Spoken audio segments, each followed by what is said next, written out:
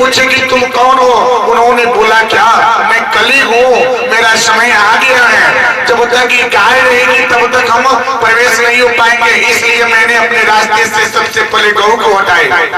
राजा अब राजा परीक्षित और कलि में क्या हुआ, विवाद हो गया, युद्ध छिड़ गई, दोनों में विवाद होने की संभावना बढ़ गई। तब तक अगर दो कर्मी है, दो योद्धा अगर आपस में टकराए तो एक जो बुद्धिमान होता है वो क्या होता है, थोड़ा नम्र हो जाता है और विनती करता है कि मुझसे गलती हो गई, क्योंकि वो तो जगह लेना चाहता है, स्थान लेना चाहता है मेरी मैया।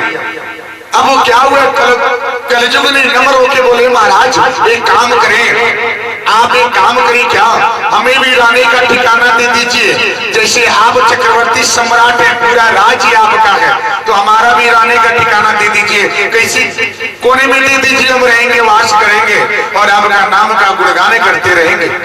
अब इनको क्या हुए, मोह में डाल रहा है कलयुग, मोह में डाल रहा है। और आदमी के युग में देखिए क्या, ये रूप रंग पहनावे, ये क्या बोली विचार संस्कार आचरण, ये सब बदलाव हो गया है, सब कुछ बदल गया है, पहनावे में बदलाव हो गया है। ये शरीर क्यों बनाया गया है, इस शरीर को ढकने के लिए वस्त्र बनाए गए हैं, पूरे शरीर को ढकने के लिए वस्त्र बनाया जाता है। हमारी संस्कृति में क्या है, आप देवी को देखिए, आप महालक्ष्मी, महाकाली, महासरस्वती, आप पार्वती मैया को देखिए, आप सीरियल देखते होंगे, आप क्या वहां पे वस्त्र उनका साड़ी होता है, वो साड़ी से पूरे शरीर को ढका जाता है, क्योंकि हमारा वो संस्कृति है।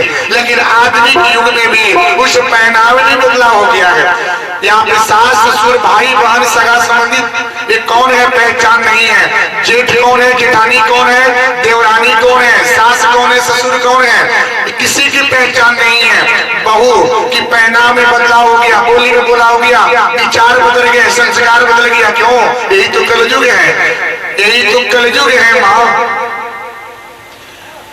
एक जगह पे एक ही स्थान पे ससुर बैठ के भोजन करता है, एक ही टेबल पे, एक डाइनिंग टेबल होता है, अंग्रेजी में उसको बोलते हैं, उसको इंग्लिश में बोला जा रहा है क्या, एक डाइनिंग टेबल है, इसको डाइनिंग टेबल बोलते हैं। डाइनिंग टेबल क्या है, एक ही टेबल पे सास ससुर जेठानी देवरानी जेठ उसकी पुत्र पुत्री क्या पति पत्नी सब एक साथ बैठ करके भोजन करते हैं। यही तो है कलयुग, यही हमारा संस्कार नहीं है, ये हमारे संस्कार से परिपक्व नहीं है, दूर है। जो आज के 30 साल पहले था वो देखने को नहीं मिलता, कहाँ देखने को मिलता है मेरी मैया। जो पहले आप भोजन करते थे, पहले अपने पति को खिलाते थे, जेठ को खिलाते थे, उसके बाद अपने को सेवन करते थे, जो छोड़ते थे जूठा था उसका सेवन आप करते थे। लेकिन आधुनिक युग में क्या है, पति पत्नी के रिश्ते में भी दरार क्यों आता है। अगर पति अगर थोड़ा सा भोजन छोड़े तो पत्नी बोलती है ना नहीं खाएंगे, आपका जूठा का सेवन नहीं करेंगे, उसको ले जाके क्या करती है, गौ को डालती है या किसी जानवर को खिला दिया जाता है। ऐसा होता है मेरी मैया, हाँ या ना बोलिए। पति के जूठे खाने में शर्म आता है, यही तो है कलयुग। जो माताएं पति के जूठे का भोजन प्रसाद के रूप में ग्रहण करें, वो कभी दरिद्र दुखी हो नहीं सकती है, वो हमेशा सुखी रहेगी। बड़े से बड़े संकट होंगे वो एक हल्के होके निकल जाएगा। लेकिन शौक क्या है, ये पैशन हो गया है, जूठा नहीं खाना पैशन हो गया है। पति को डांटना चाहिए क्या, नहीं इसको खाना है। जब संस्कार सिखाएंगे तब वो जानेंगे संस्कार क्या है। आप बताइए कि आपने अपने माता पिता को देखा, आपकी माँ आपके पिता के साथ कैसा व्यवहार करती थी, किस आचरण से रखती थी, वो ढंग सिखाइए, वो गुण सिखाइए। वो जब गुण सिखाएंगे तब आपकी पत्नी के पास होगा कि नहीं ऐसा होना चाहिए। मेरी माँ हाँ या ना बोलिए। लेकिन ऐसा देखने को नहीं मिलता। पति देव आए 8 घंटा काम किए, जो मिल गया वो खा लिए चले गए सोने। वो देखे नहीं क्या कि पत्नी के पास रोटी दाल सब्जी है कि नहीं है, थाली में है कि नहीं है, बस अपना भोजन हुआ चले गए। दुख सुख जब जान नहीं सके तो ज्ञान की बातें कौन जानेगा मेरी माँ। जब आप अपने पति पत्नी के बीच में एक दूसरे का दुख जानिए, एक दूसरे का सुख भोगने के लिए है, लेकिन दुख कौन भोगेगा? दुख तो आप ही को भोगना है मेरी माँ। तो एक दूसरे को जानिए, एक दूसरे को समझिए, एक दूसरे को बताइए कि मेरी माँ ऐसी थी, मेरी माँ ऐसे मेरे पिताजी के साथ व्यवहार करती थी, मान सम्मान करती थी, कदर करती थी। जब आप सिखाएंगे तब वो सीखेंगे कि आपके घर का रूप कैसा है, क्योंकि 25 साल तो उसने अपने घर में जीवन बिताया और 25 साल आपके साथ अपना जीवन बिता रही है।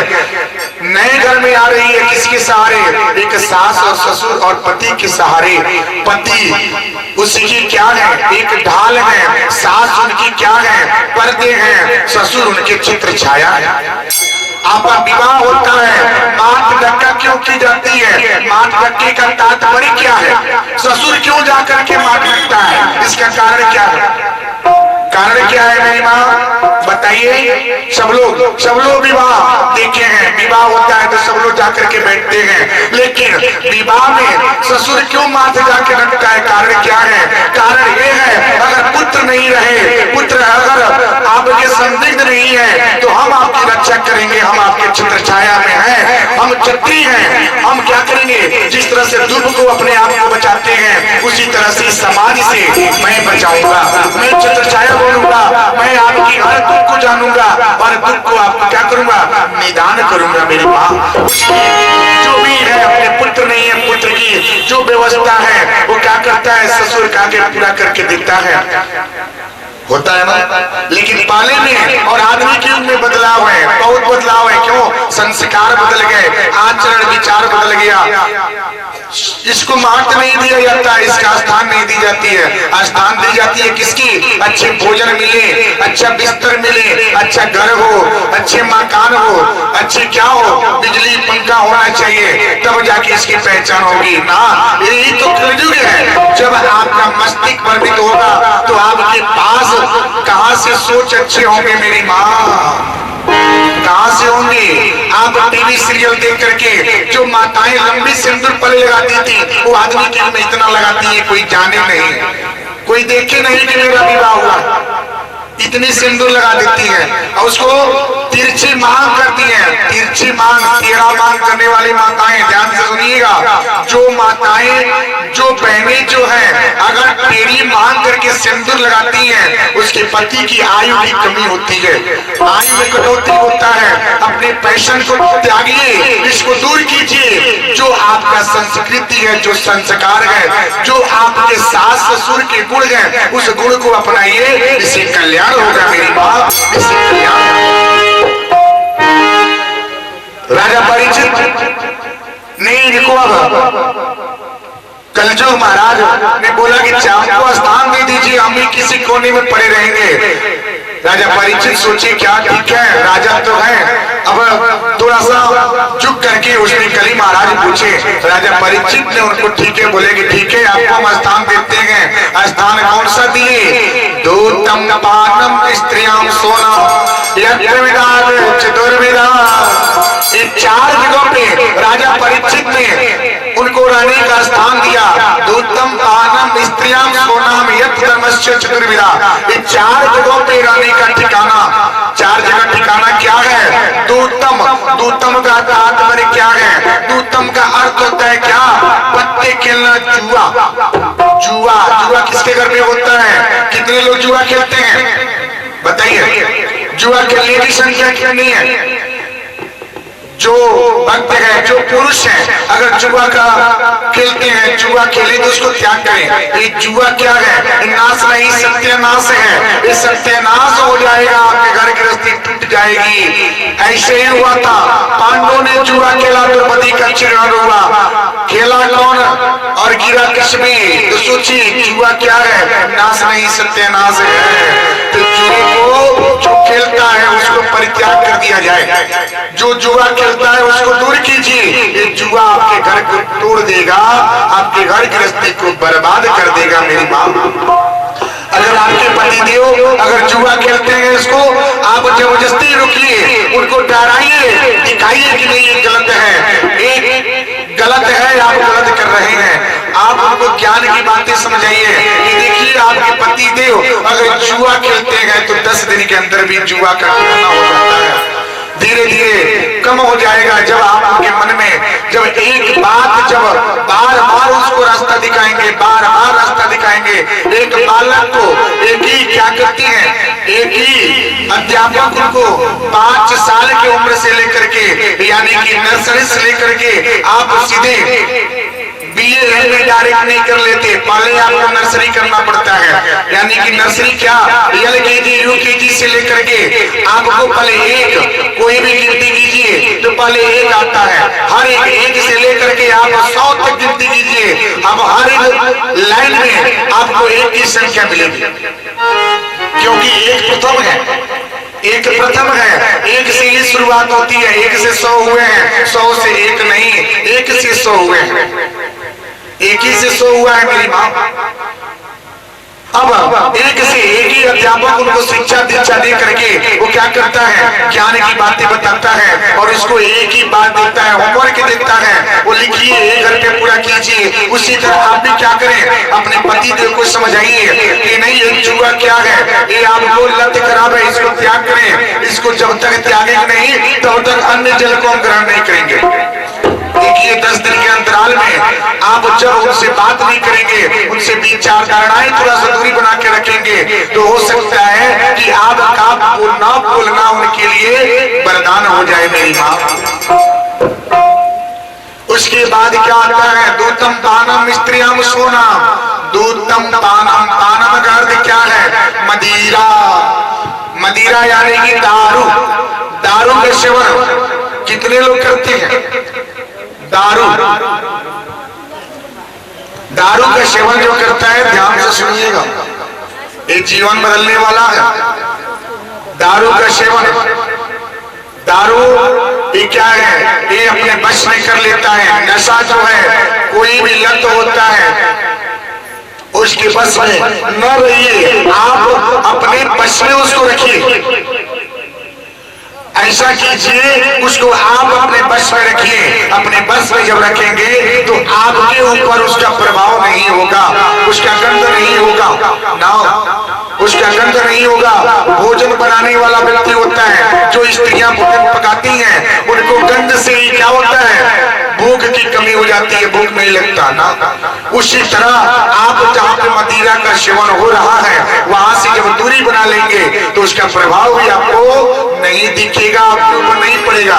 दूतम पानम स्त्रियम सोना, जो मदिरा का सेवन करे इसको दूर करे, इसको परित्याग करे, क्योंकि जीवन में क्या करेगा, ये टूट जाते हैं। पति पत्नी के रिश्ते क्या होते हैं, ये टूट जाएंगे, दरार आ जाता है, दरार जब आता है तो रिश्ते बिखर जाते हैं, रिश्ते बिखर जाते हैं तो घर गृहस्थी टूट जाता है। तो आप अपने रिश्तों को बना के रखें।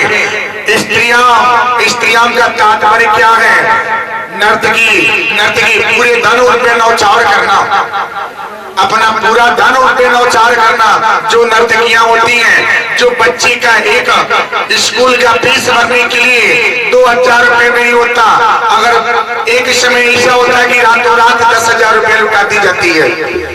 सुबह हुआ सिर में हाथ पड़ गया, सुबह होते ही सिर में हाथ पड़ जाता है, क्या कि मैंने क्या कर दिया। एक भक्त ने ऐसा ही आया और बोला कि महाराज क्या हम तो डेली लेते हैं, हम तो वो ब्रांड लेते हैं, 1 नंबर का ब्रांड लेते हैं। वो ब्रांड क्या है, वो सबसे महंगी पड़ती है, जो यहाँ पे नहीं मिलता। मैंने बोला क्या, कौन सी ब्रांड है, उसने बोला कि महाराज जी आप लेंगे क्या। मैंने बोला कि बिल्कुल लेते हैं, लेकिन हमारी वाली में क्या है, हम वो लेते हैं जो नशा उतरे नहीं, आप वाली में दम नहीं है, लेकिन मेरे वाली में दम है। उसने बोला क्या, मैंने बोला आपकी नशा जो है 12 घंटे में उतर जाएगी, 24 घंटे में उतर जाएगा, लेकिन मेरा नशा कभी नहीं उतरेगा। उसने बोला कौन सी ऐसी ब्रांड है, मैंने बोला कि मेरे पास वो ब्रांड है, वो ब्रांड का सेवन करोगे क्या। उसने बोला बिल्कुल करेंगे, अगर नशा नहीं उतरेगा तो हम प्रतिज्ञा करते हैं कि दारू क्या करेंगे, ये बाटल को छोड़ देंगे और आग वाली जो दम है वो नशा हम करेंगे। मैंने बोला ठीक है, एक काम करो, मैं तो पी आया, मैं पी आया, मैं पी आया,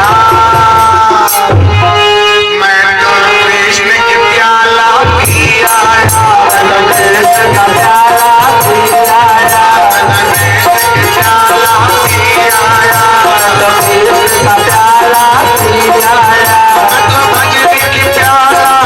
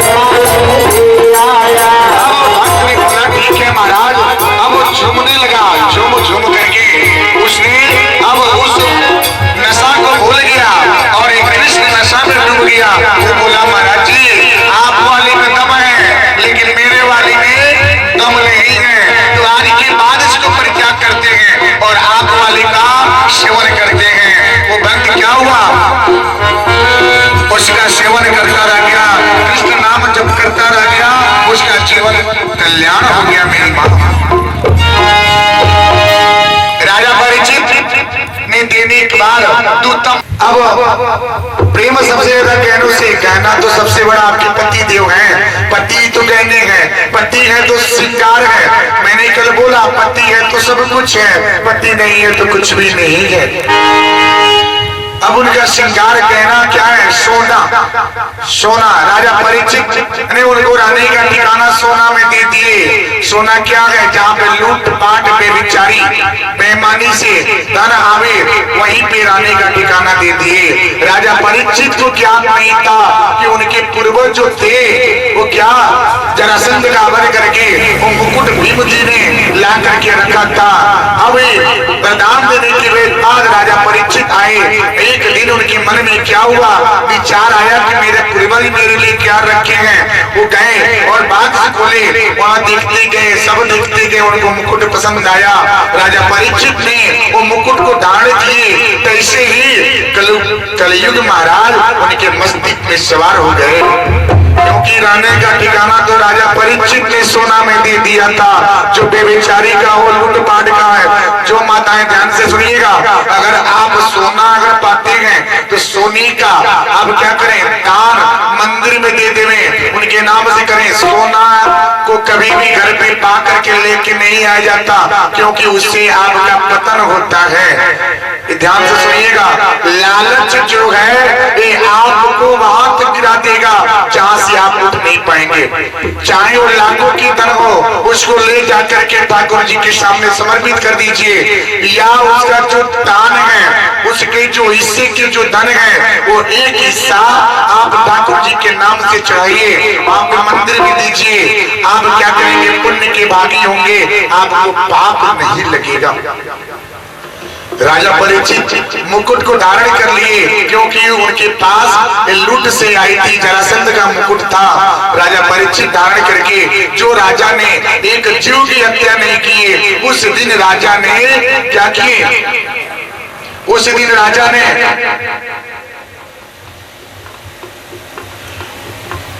कई जीव की हत्या कर दिए, पूरे जीव की हत्या कर दिए। जंगल में गए और जंगल में जाकर के शिकार खेले। जो जीव की एक हत्या नहीं किए, उस दिन राजा ने अनेकों जीव की हत्या कर दिए। सोचिए कलयुग का प्रभाव कैसा होता है। वही तो कलयुग मस्तिष्क पे सवार हो गया था। अब राजा परीक्षित शिकार करके अब लौटे थे। कहां पे आए? सम्मिक ऋषि की आश्रम। सम्मिक ऋषि के आश्रम के पास आए। वही सम्मिक ऋषि के पुत्र श्रृंगी ऋषि होते हैं। सम्मिक ऋषि ध्यान लगा करके भगवान जी का नाम जप कर रहे थे। राजा परीक्षित का आगमन होता है। राजा परीक्षित उनको क्या किए? ध्यान भंग कर रहे थे और बोले क्या? उनसे बार बार आग्रह कर रहे थे कि अब जगिए, अब उठ जाइए, जगिए, ध्यान तोड़िए। राजा परीक्षित की बात आपको समझ में नहीं आई, सुनाई नहीं दी, क्योंकि भगवान जी में लीन थे। ये सारे दृश्य श्रृंगी ऋषि देख रहे थे। राजा परीक्षित को लगा कि ये क्या मेरा अपमान हो रहा है। उसने कहीं से मरा हुआ सांप ले जाकर के उस सम्मिक ऋषि में गले में डाल दिया जाता है। राजा परीक्षित डाल दिए और वही दृश्य दूर से श्रृंगी ऋषि देखते हैं। आने के बाद श्रृंगी ऋषि ने श्रापित कर दिए, क्या ये राजा जो मरा हुआ सांप आप मेरे पिताजी के गले में डाले हैं, ये मरा हुआ सांप आपको 7वें दिन नाग के रूप में डसेगा और इससे आपकी मृत्यु हो जाएगी। राजा परीक्षित को तभी भी आभास नहीं होता है, उनको ज्ञात नहीं हुआ कि हमने क्या कर दिया। और राजा परीक्षित महल में आए, जैसे मुकुट उतारते हैं उनके मन में ख्याल आ गया, क्या विचार आ गया कि मैं तो बहुत बड़ा पाप कर दिया, बहुत बड़ा पाप कर दिया। मैंने क्या कर दिया? उस संत महात्मा के गले में मरा हुआ सांप मैंने डाल दिया। ये तो घोर पाप हुआ है, इसका प्रायश्चित कैसे होगी?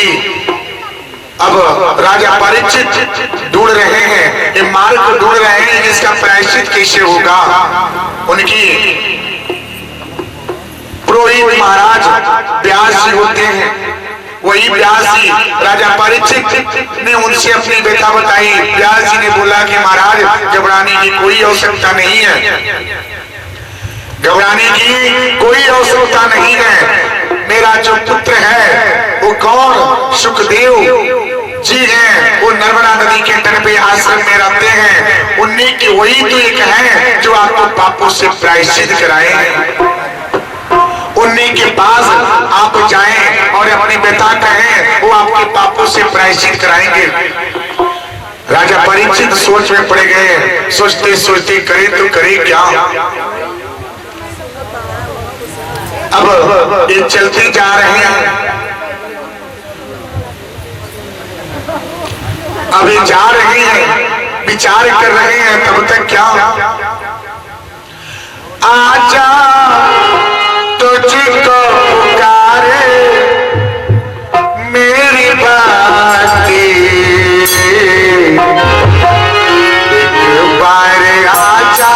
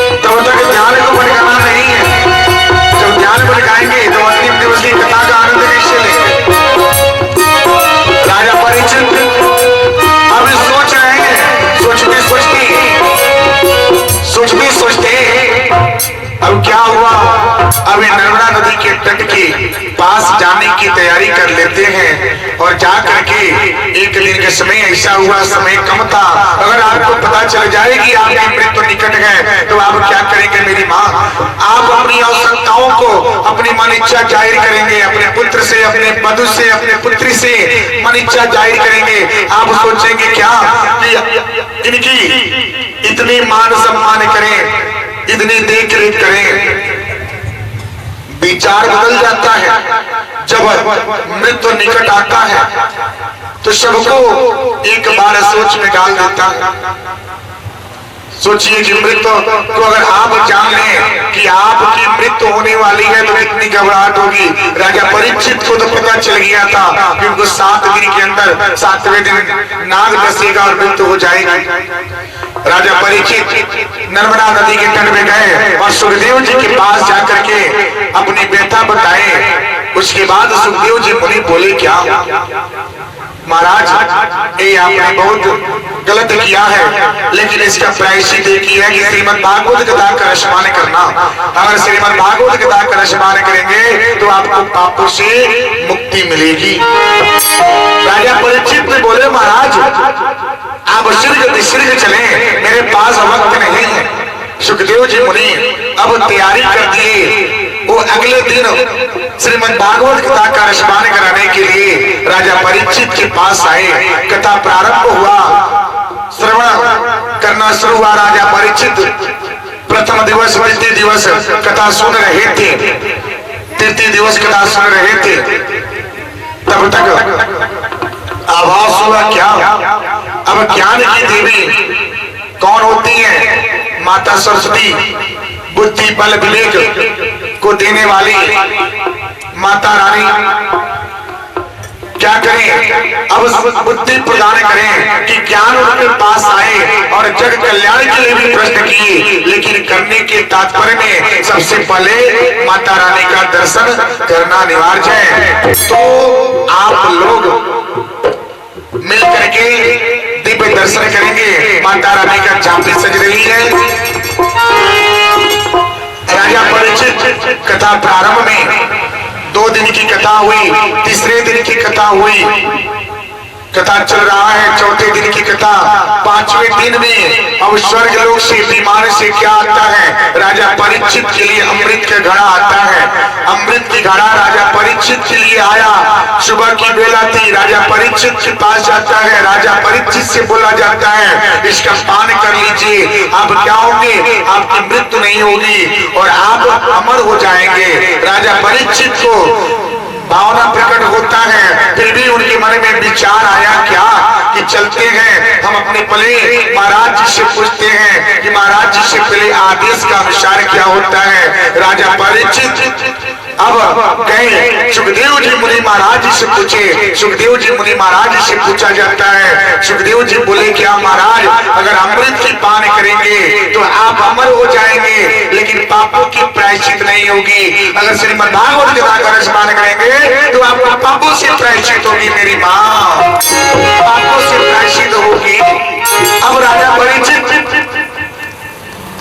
ने बोला, जाकर के बोले क्या कि हमें अमृत का पान नहीं करना, हमें भागवत कथा का पान करना है। राजा परीक्षित ने दूध से वो अमृत का घड़ा वापस कर दिए। अब राजा परीक्षित जब प्रश्न जब कर लिए, करने के बाद उनके पास समय नहीं रहा तो उन्होंने बोला कि महाराज हमें एक बात बताइए कि मृत्यु से भय क्यों लगता है, हमें क्या करना चाहिए कि मृत्यु निकट हो तो किस अवस्था में रहना चाहिए, क्यों मृत्यु से भय दूर हो जावे। राजा परीक्षित ने प्रश्न अच्छा कर लिए। सुखदेव जी मुनि बोले कि महाराज आपने प्रश्न अच्छा किया है। उन्होंने बोला कि अगर आपकी मृत्यु निकट गए तो आप क्या करें, मोह को सबसे पहले परित्याग करें, माया से दूर रहें और भगवान जी का नाम का जप करें, माता रानी का दिव्य दर्शन सब लोग करेंगे और उनकी दिव्य झांकी सज रही है। आने से मैया का आए बहार, दर्शन से मैया का होवे कल्याण, बड़ी सुहानी मेरी माता रानी, बड़ी सुहानी मेरी माता रानी।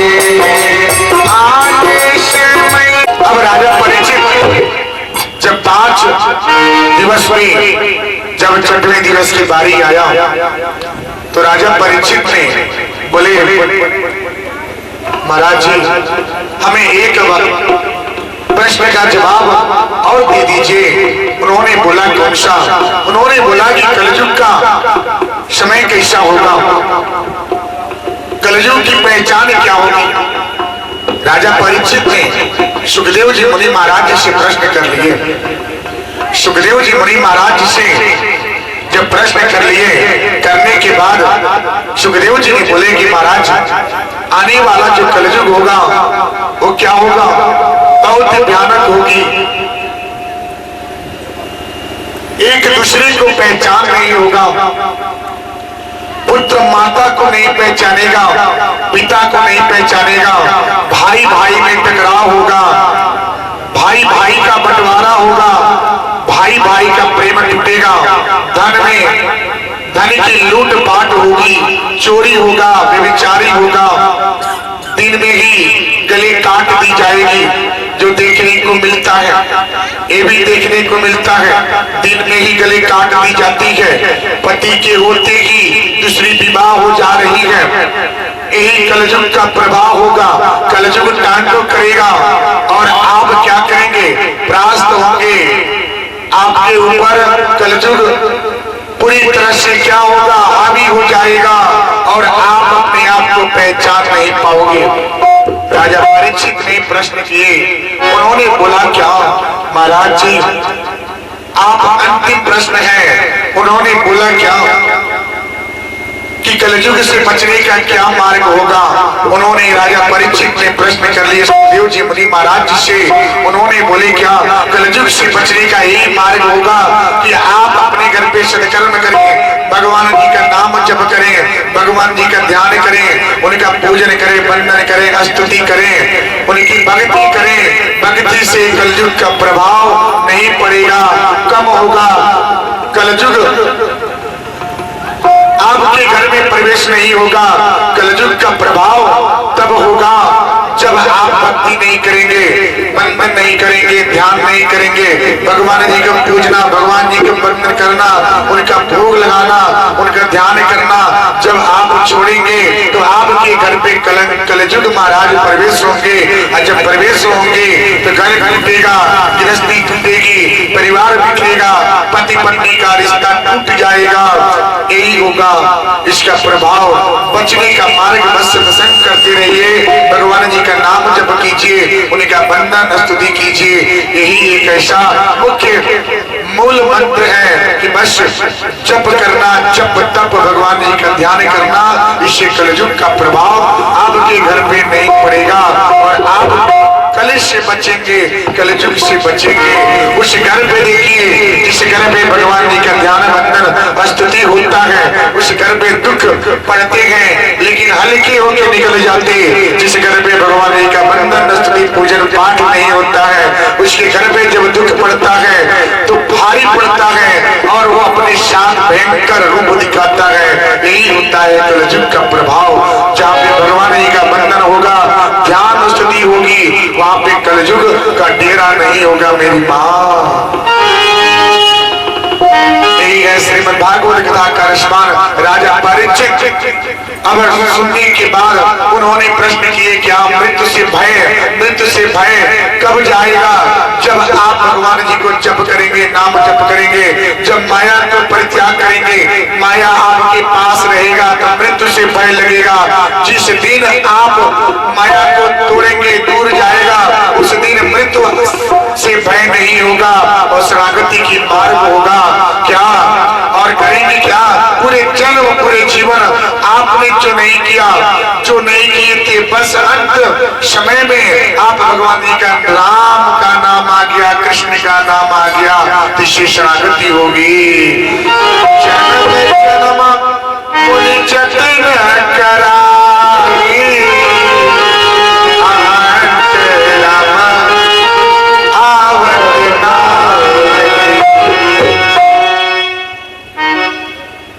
अंत समय जब होता है तो मुंह से राम का नाम नहीं आ पाता, क्योंकि बेविचारी कर्म विचार धारणाएं बदला रहता है। आप इतने बुरे कर्म किए होते हैं कि उस समय भगवान जी का नाम जब नहीं होता।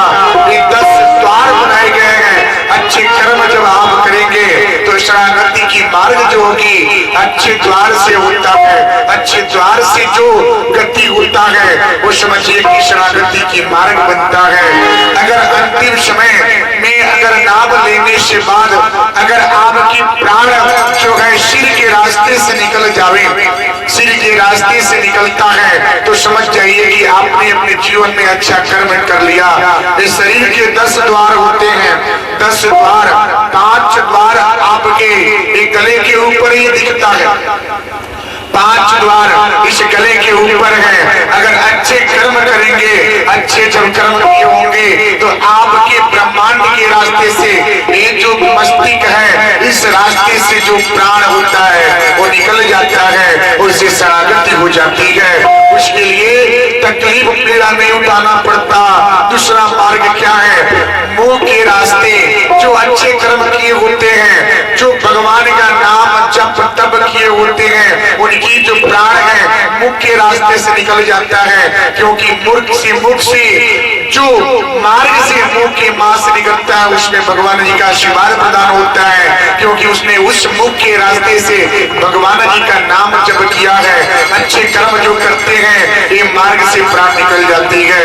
जो अच्छा कर्म करता है नाक के रास्ते से अगर आपकी प्राण निकले, नाक से अगर पानी आ जावे तो समझ चाहिए कि मृतक अवस्था में आपकी जो प्राण है नाक के रास्ते से निकल गया है उससे भी शरणागति की मार्ग हो जाती है। तो मृतक शरीर जो कान के रास्ते से निकलता है, यानी कान के रास्ते से अगर पीव निकले, अगर आवाज आ जावे, तो समझ जाइए कि आपकी जो प्राण है उस परिजन का प्राण कान के रास्ते से निकला है, उसकी भी शरणागति हो जाती है मेरे भैया।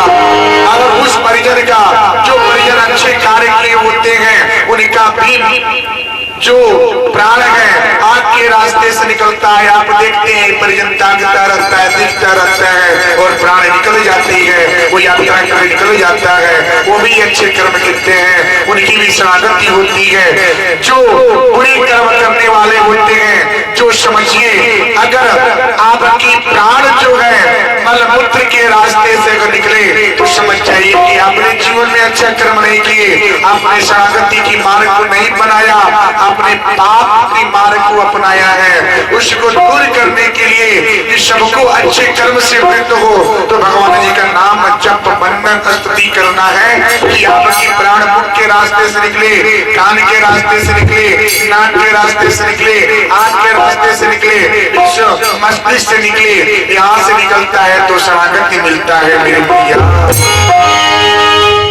तो अच्छे कर्म जब करेंगे तो अच्छे मार्ग मिलेंगे, बुरे कर्म करने वाले का मार्ग बुरा होता है। जिसकी आत्मा जो है भटकती रहती है, वो भटकता रहता है, उसकी शरणागति नहीं होता। उस परिवार में आप जो आत्मा होती है परिजन की आत्मा, वो संतुष्ट नहीं हो पाता। संतुष्ट के लिए उसके लिए आप क्या करें, नाम जप तप पूजन करें, पूजन करें, जप करें, ध्यान करें। एक बात और बता देते हैं, सुन लीजिएगा। अगर जो परिजन आपके परिवार में गुजर चुका है, उस परिजन का सबसे प्रिय वस्तु जो होता है, जिससे वो प्रेम करता हो, या आपके घर में जो सबसे प्रेमी चीज उसका है, जिसको पसंद करता है, उसमें भी उसकी प्राण आके बैठ जाती है। जो उसकी अकाल घटनाएं घटती हैं, उस परिजन की जो आत्मा होती है, उसकी प्रेमी वस्तु में, प्रेमी जो भी उसका प्रेमी है, यानी कि उसका वस्त्र हो गया, उसकी वस्तु हो गई, जिससे वो प्रेम करता है, उसमें उसकी प्राण अटक जाती है और परिजन का प्राण उसमें रहता है। उससे आपको बचने के लिए यही उपाय है कि उस परिजन की जो भी प्रिय चीज है उसको आप क्या करें, परित्याग कर दें, तो गंगा लाभ करावे। मृतक शरीर के वस्त्र घर पे नहीं रखा जाता। मृतक शरीर का जो प्रिय है वस्तु है, या कोई उसका घड़ी है, या कोई उसका मोबाइल है, कोई उसका आप कमर है, आप जो उसको प्रिय है, यानी कि बटुआ भी हो, तो समझिए उसको गंगा लाभ करा दी जाती है। क्योंकि सबसे प्रिय चीज होता है वो अपने पास रखता है, जो बुरा होता है उसे दूर करता है मेरे भैया। परिजन का प्रिय गुजरने के बाद घर पे न रखें। परिजन का वस्त्र भी धारण नहीं किया जाता। जो मृतक शरीर का वस्त्र धारण करता है उसकी जो आत्मा होती है उस वस्त्र में रहता है और पूरे परिवार को कष्ट देता है मेरे बाप। यही है कलयुग से बचने के मार्ग। आप अच्छे कर्म कीजिए, ध्यान कीजिए, बंधन कीजिए, स्तुति कीजिए, पूजन कीजिए और भगवान जी का नाम जप करते रहिए। इससे आपकी शरणागति होगा और पाप नहीं लगेंगे और आपके लिए भी क्या होगा, विमान आएगा। राजा परीक्षित ने अंतिम कथा सुनने के बाद उनकी जो प्राण थी वही पे कथा सुनते सुनते निकल गया और उनके लिए स्वर्ग से विमान आया और विमान पे बैठ करके राजा परीक्षित की जो प्राण थी वो सीधे स्वर्ग लोक की गति हुई, क्योंकि उन्हें श्रीमद् भागवत कथा का प्रश्नदान किया था।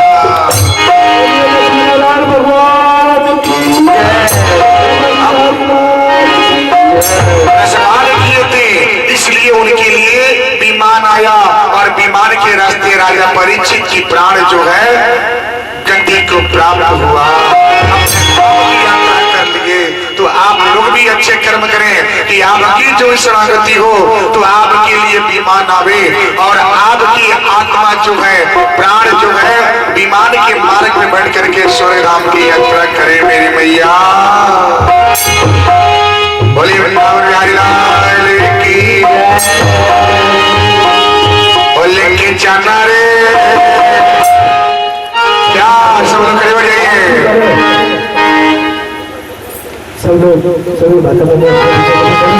के जाना रे हरि